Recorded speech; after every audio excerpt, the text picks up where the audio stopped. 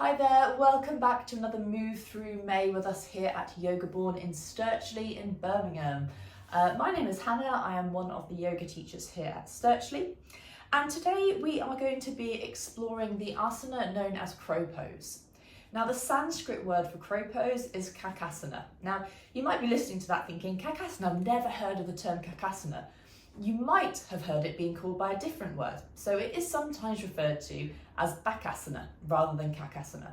Now, if you know it as Bakasana, there's nothing wrong with that. But Bakasana actually refers to another pose called crane pose. They are very, very similar. Crane pose and crow pose are kind of variations of the same thing. So it's not a surprise if you know it as Bakasana, but technically there are some difference between Bakasana and Kakasana. Now we're going to be exploring Kakasana, our crow pose, today. So what is crow pose all about? Well, in order to get into our crow pose, it requires quite a lot from us, and not necessarily in the way you might think it would.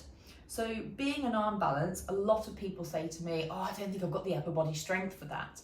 It's not all about upper body strength. Yes, upper body strength is absolutely included in that. However, it also requires a lot of our core strength. Our core strength is absolutely vital in it. It requires a lot of concentration, it requires a really steady concentration, and it also requires a sense of lightness in the body as well. So there's quite a few things going on in the mechanics of crow pose whenever we practice it. So I've got a couple of things with me. I've got some props, I've got a blanket, I've got some blocks. As usual, if you don't have blocks, it's fine, grab yourself some books maybe. We're going to be using those later and I'll explain why when we get to it. So we're going to start exploring crow pose today from our Malasana, our yogi squat. So if you haven't explored Malasana before, I'm just going to invite you just to go back to a previous day on Move Through May. I know we explored it in another video, so please take a look at it then. Now Malasana is a great place to start from when going into it. There we go, that makes a little bit more sense. And what we're thinking about with crow pose is not just about our upper body strength, it's about where we're stacking all of our other limbs, all of our other parts of our body. So what I'd like you to do from your Malasana is bring your hands down in front of you. What you're then going to do is press through each fingertip and thumb deeply into the mat. You're going to try and hug your knees or your thighs and your upper arms. So try and hug your knees in towards your upper arms. And at the same time, we're going to draw ourselves forwards.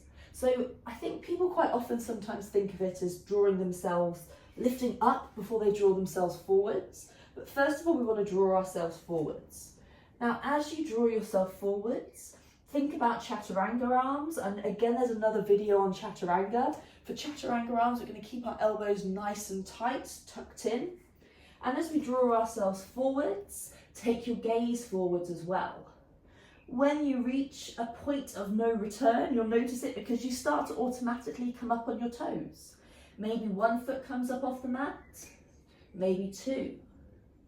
So that is one variation of your crow pose. As you're here, you'll have to think about really engaging your core and keeping your gaze a little bit in front of you. Now, so that is crow pose from our Malasana squat. So that's one way to maybe practice getting into it. Another way that you can do this is from a forward fold. So what we're going to do from our forward fold, our Uttanasana forward fold, bring our hands down to the mat and bend in our knees. Now for crow pose traditionally, you'll notice with the Malasana version, your knees came to the outside of your upper arms. With traditional crow pose, our knees are actually going to come in towards our armpits and our upper arms are going to form a little shelf for our shins. So what we're going to do here, hands coming down to the mat, same thing, think about pressing each fingertip into the mat.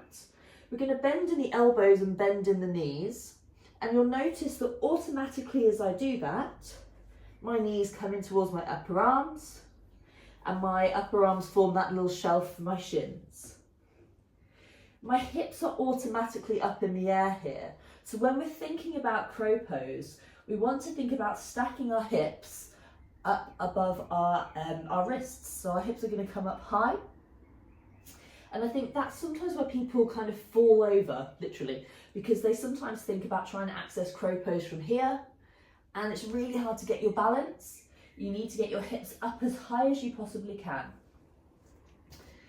Now, if you want to play with crow pose from here, then maybe draw your elbows and your knees in towards your armpits. Plant your fingertips down, and as we did with our Malasana squat, draw yourself forwards. So think about taking your gaze forwards. You'll notice you automatically come to your tiptoes. Engage your core nice and strong here. Maybe lift one foot up. Maybe 2 feet lift up off the mat. Now, you'll notice I keep talking about keeping your gaze in front of you. The reason is, if I take my gaze down towards my hands, automatically I fall. Now, thankfully for me, I fell into a bit of a headstand, so it was kind of all right. But if you're nervous about falling, that's why we say take your gaze in front of you. If you take your gaze in between your hands, your head is going to take you down, you're more likely to fall over. So that is exploring our crow pose. Now, a couple of things. I mentioned we had some props with us here today. We've got our blankets and some blocks. Your blanket can be a really, really great tool for you if you are worried about face planting. Now, you can always just place that blanket just a little bit ahead of you, or if that's not really comfortable enough for you, not a soft enough place to land, by all means get a pillow, get a cushion, something that you feel a little bit more comfortable if you were to fall onto. And sometimes just having that in front of you as a bit of a safety can be really, really helpful. Now, your blocks, where these are going to come in, I find these really, really helpful in helping people to lift their hips up high. Because with crow pose, as I said earlier, we want to get our hips up above our wrists. Now, how these can help us, if we pop these blocks down to the mat, step onto our blocks, bring our hands down to the mat, take our knees, couldn't remember a body part then, take our knees in towards our armpits, bend in our knees, but try and think about lifting up through the hips. Take your gaze in front of you. You'll notice automatically when I'm here, my hips are automatically higher. I've got to travel like less far forward, I guess. So we're taking our gaze in front of us. Maybe 1 foot comes up, maybe 2. Think about trying to lift those hips up high. Engage your core. Try and draw each foot in towards your sit bones.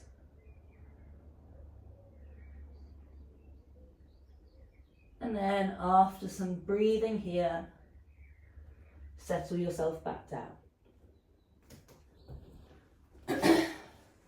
So that is how we access our crow pose. There's quite a lot to think about with that. I am very aware there's a lot going on. What I would suggest you do if you want to explore crow pose, come to some of my classes. I love exploring crow pose in class. But think about each section of it differently. See, think about each section of it separately, I mean. So maybe think about that first step. Where are your hands? Are you pressing down through each fingertip? Where is your gaze? I always like to think about it as forming like a little triangle between where my gaze is on the mat and the inside, that inner bit between my index finger and my thumb of each hand. So a little triangle between them. Making sure I've got that triangle shape. Think about chaturanga arms, drawing your elbows in towards each other. Then think about drawing forwards, lifting your hips up. Maybe play with each of these elements separately and see how they feel before starting to lift up. You can always ask someone to be a spot for you. So if you've got a friend or family member, you're nervous about falling over, grab them as a prop. Say, help me make sure I don't fall.